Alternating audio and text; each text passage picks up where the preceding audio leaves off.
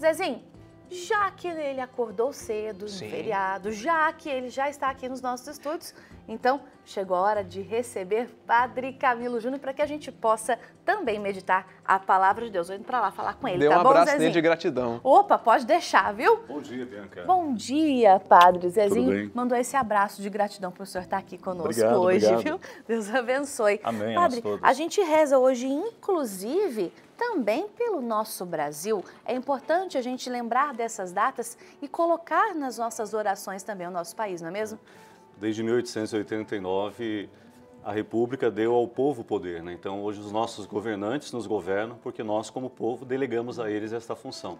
Então, o poder não é do governante, o poder é do povo. Isso nunca pode ser esquecido, né? E a gente vai meditar a palavra de Deus agora aqui no Bem-vindo Romero, claro, também sempre pensando no nosso Brasil. E você já abra aí a sua Bíblia no Evangelho de Lucas, capítulo 17, versículos de 20 a 25, que será o Evangelho de hoje que nós vamos ler. Mas para que a gente possa ter também a inspiração do Espírito Santo junto conosco, nós vamos agora rezar.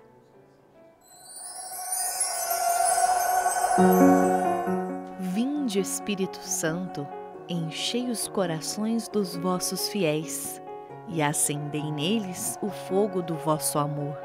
Enviai o vosso Espírito e tudo será criado e renovareis a face da terra. Oremos. Ó Deus, que instruíste os corações dos vossos fiéis com a luz do Espírito Santo, fazei que apreciemos retamente todas as coisas, segundo o mesmo Espírito, e gozemos da sua consolação. Por Cristo Senhor nosso. Amém.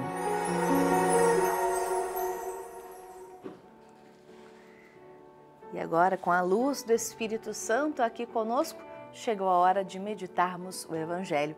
Você já abriu a sua Bíblia aí em Lucas, capítulo 17, versículos de 20 a 25? Então vamos acompanhar agora a proclamação da palavra de Deus. Os fariseus perguntaram a Jesus quando viria o reino de Deus.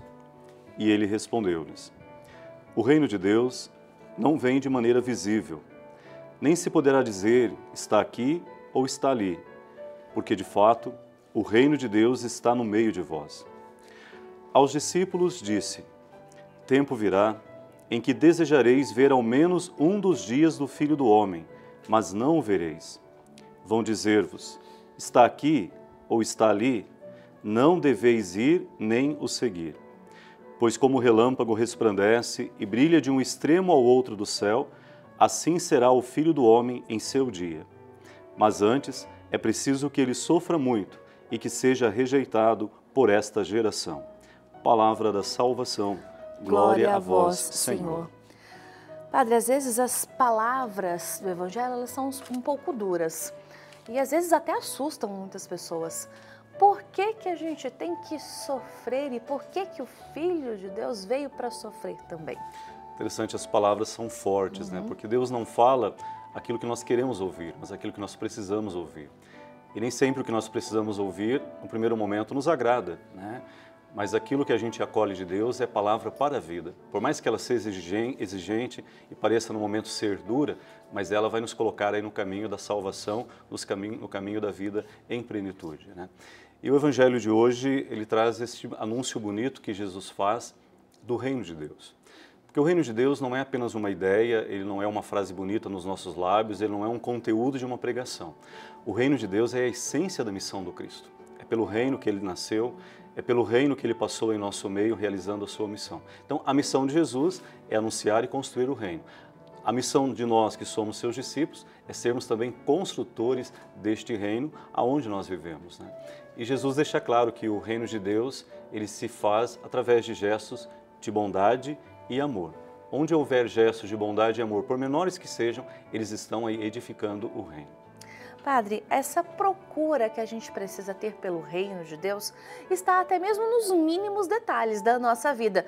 Claro, a gente pode fazer obras grandiosas, Mas às vezes as pessoas que estão em casa falam, nossa, mas eu tenho a minha vidinha humilde, como é que eu faço para entrar no reino de Deus e para fazer parte dele e para propagá-lo? Quando Jesus começou a anunciar o reino, e uma das primeiras frases dele, que ele anuncia ao coração das pessoas é esta: buscai em primeiro lugar o reino de Deus e a sua justiça, todas as outras coisas virão por acréscimo. Então os fariseus começam a cobrar de Jesus quando o reino de Deus iria chegar, porque na concepção deles o reino de Deus era como se fosse um lugar. Então onde está o reino? Está aqui onde estamos? É um outro lugar? Para onde devemos ir para entrar no reino de Deus? Porque se pensava numa lógica muito humana, né? Como se o reino dos homens é feito pelo amor ao poder, mas o reino de Deus se constrói na capacidade de ver o poder de amar. Então Jesus vai dizer que o reino de Deus não é um lugar, o reino de Deus é uma forma de viver. O reino de Deus, primeiramente, precisa ser acontecimento dentro de mim, para que depois também ele possa se manifestar nas realidades onde eu estou presente. Por isso, Jesus ensina que cada gesto de amor, cada gesto de bondade, quando a verdade triunfa no coração humano, quando nós somos revestidos de simplicidade, quando vivemos a compaixão e a caridade, essas atitudes é que vão construindo o reino de Deus. Porém, para que esses atos possam ser expressados externamente, eles precisam primeiramente ser convicção no meu coração. E padre, por que é tão difícil a gente ter essa convicção no coração da gente? Por que é tão difícil a gente enxergar tudo isso? Talvez ainda nós sejamos muito mais seduzidos pelo reino dos homens do que pelo reino que Jesus nos apresentou e trouxe, o reino de Deus, o reino da vida. Porque o reino de Deus se entra até mesmo pela capacidade de perder a vida, de viver renúncias, de passar por perdas necessárias. No reino dos homens, a lógica aí do amor ao poder, da ganância, do materialismo se fazem muito presentes. Mas no reino de Deus, o que nos move é justamente o desapego, a capacidade de amar o outro com a vida, a capacidade de abraçar a cruz e de fazer do amor o maior tesouro e o maior valor que o nosso coração carrega. Daí a dificuldade que nós temos de entender e enxergar os sinais do reino de Deus, porque às vezes nos encantamos muito mais pelos sinais aí do reino ainda dos homens. Aliás, a porta é estreita para essa entrada no reino de Deus, mas a gente, quando consegue ter essa noção da fé, ter essa noção do amor, ter essa noção do que é o reino de Deus, eu acho que esse estreitamento não se torna mais um problema, e sim apenas uma adaptação para entrar no reino de Deus, não é isso, padre? Exatamente. Jesus diz que todo aquele que acolheu sua palavra e pratica o que ele ensina, esse está vivendo a dinâmica do reino de Deus, porque o reino de Deus está dentro dele. O reino de Deus, primeiramente, é uma realidade que eu acolho na fé na minha vida e depois ele se torna prática na minha história e na minha caminhada. Por isso, todas as vezes, Bianca, que nós, motivados pela palavra de Jesus, pelo amor que temos a Ele e por nos sentirmos amados por Ele, nós produzimos em nossa vida atos de bondade, de amor, de justiça, nós tornamos o reino de Deus mais perto de nós.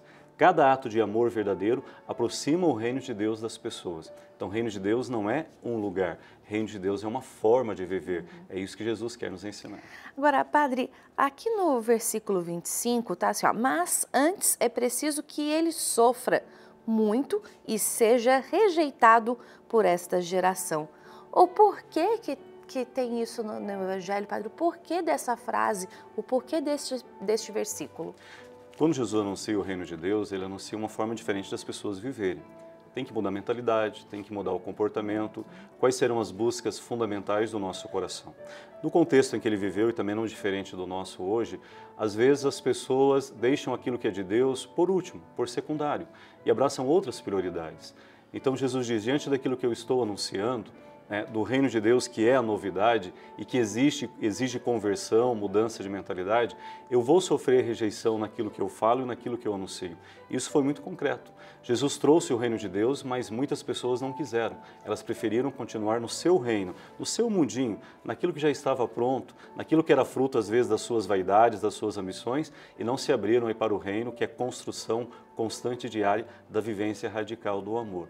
Então, Jesus ser rejeitado, a proposta dele não ser aceita, é diante dos corações que ainda não fazem do reino de Deus a busca primeira e fundamental, vivem ainda correndo atrás de outros acréscimos. E muitos serão humilhados e muitos serão perseguidos por seguirem a Jesus, ele já disse isso, e até hoje a gente ainda sente isso, não sente, padre, um pouquinho disso? É bonito que Jesus não fez sem nenhuma promessa que iludisse as pessoas, Jesus deu a todos a realidade, olha, o caminho é a cruz, vocês serão perseguidos por amor a mim, né? Vocês serão injustiçados por causa do reino.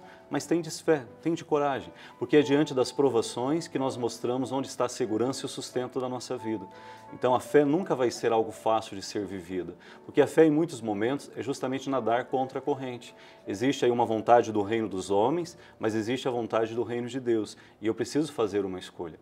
Mas fazer a vontade do reino de Deus, eu conto aí com a força que vem do alto, né? Aquele que disse que o caminho seria difícil, o caminho é a cruz, mas também prometeu, eu estarei com vocês até o fim.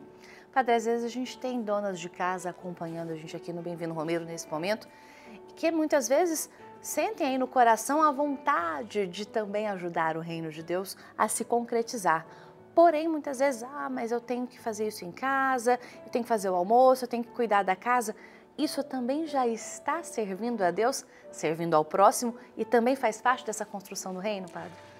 Quando nós entendemos que a nossa vida tem que ser transformada em oração, então nós percebemos que cada gesto, por menor que seja, né, um sorriso que damos para alguém e que desperta alegria no coração, devolve esperança, uma mão estendida, um pão partilhado, um abraço dado, esses pequenos gestos, mas revestidos do amor, o amor de Deus, eles fazem diferença, eles constroem o reino. Por isso eu repito novamente a frase, o reino nunca será um lugar que nós vamos chegar, o reino é uma forma de viver, quando nós vivemos a partir daquilo que Jesus nos ensinou. Então se esta vivência acontece dentro da minha casa, na relação com as pessoas, aonde eu trabalho, no bairro onde eu moro, ali eu estou edificando o reino de Deus, porque o reino como amor dentro de mim se torna também acontecimento que atinge as pessoas.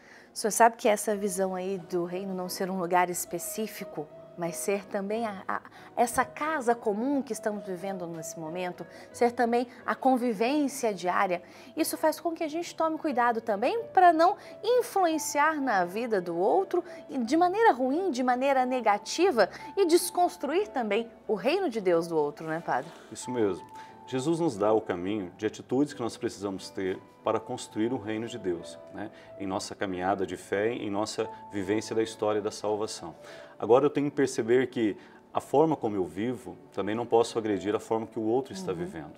O reino de Deus traz como marca fundamental a misericórdia, o perdão, a compaixão, a capacidade de enxergar o coração das pessoas. Então eu não posso pautar o meu modo de vida para dizer que o outro está vivendo errado ou tratá-lo com indiferença ou até mesmo marginalizando ou excluindo, né? O reino de Deus tem que ser um testemunho pela prática concreta do amor. Não são discursos bonitos que edificam o reino de Deus, mas é a vivência da caridade. Ela é que faz o mundo ser diferente e o reino de Deus se sobrepor talvez ao reino dos homens, marcados aí por maldade e dor.